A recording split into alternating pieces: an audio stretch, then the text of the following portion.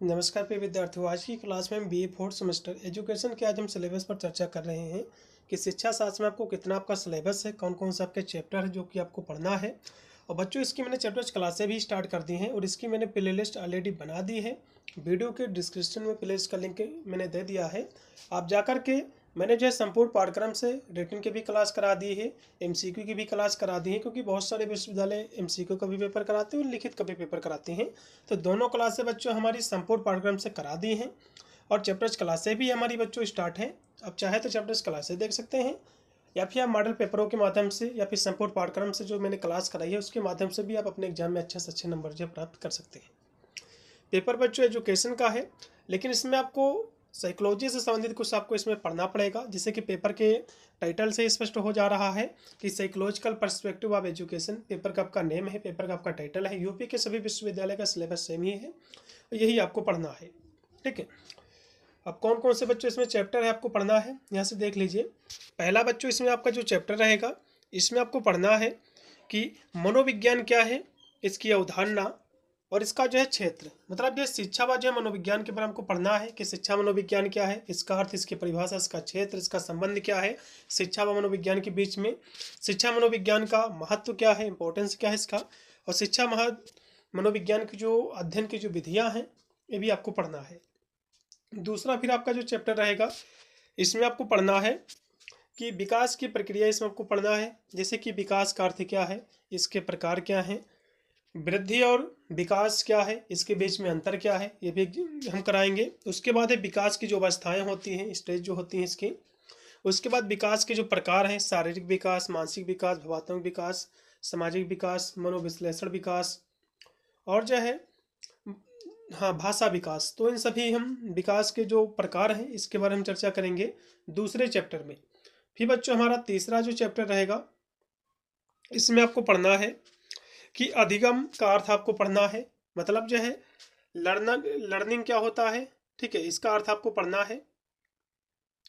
अधिगम क्या है, इसका अर्थ, इसकी प्रकृति व शिक्षा को प्रभावित करने वाले इसके जो कारक हैं ये आपको पढ़ना है। अधिगम की कौन कौन सी विधियाँ हैं लर्निंग की, ये आपको पढ़ना है इसी तीसरे चैप्टर में। अधिगम का स्थानांतरण व इसके जो निहितार्थ हैं इसके बारे आपको पढ़ना है। इसी में और आपको पढ़ना है कि अधिगम के जो सिद्धांत है, जो कि पावलोव का अनुकूलित अनुक्रिया सिद्धांत, स्किनर का क्रिया प्रसूत अनुकूलन सिद्धांत, थार्नडाइक का प्रयत्न और जो है भूल का सिद्धांत, और जो है गेस्टाल्टवाद का सिद्धांत भी आपको इसमें पढ़ना है। उसके बाद चौथा आपका जो चैप्टर है, इसमें आपको पढ़ना है कि व्यवहार के आधार, इसमें आपको पढ़ना है जैसे कि मूल प्रवृत्ति क्या है, संवेदना क्या है, प्रत्यक्षीकरण क्या है, इसकी अवधारणा, अभिप्रेरणा क्या है, मोटिवेशन क्या है, स्मृति क्या है, ध्यान क्या है, रुचि क्या है, चिंतन, तर्क, कल्पना, आदत और जो है थकान। तो इन सभी के बारे में शॉर्ट नोट हम आपको कराएंगे। उसके बाद हमारा पांचवा जो चैप्टर रहेगा, इसमें आपको पढ़ना है कि व्यक्तित्व भिन्नता क्या होती है, क्योंकि सभी व्यक्ति की अलग अलग पर्सनालिटी होती है, व्यक्तित्व होता है, रवैया होता है, बोल भाषा होती है, पहनावा होता है अलग अलग।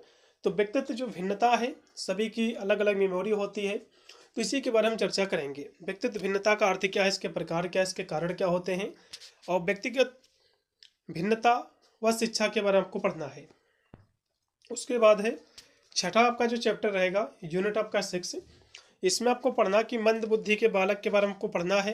ठीक है, क्योंकि विशेष आवश्यकता वाले जो अधिगम करता है, जैसे कि मंद बुद्धि के बालक, प्रतिभाशाली बालक, दिव्यांग मतलब जो विकलांग बालक, तो इनके बारे में आपको पढ़ना है। इनकी मेमोरी IQ कितनी होती है, ये सब चीज़ें हम कराएंगे आपको।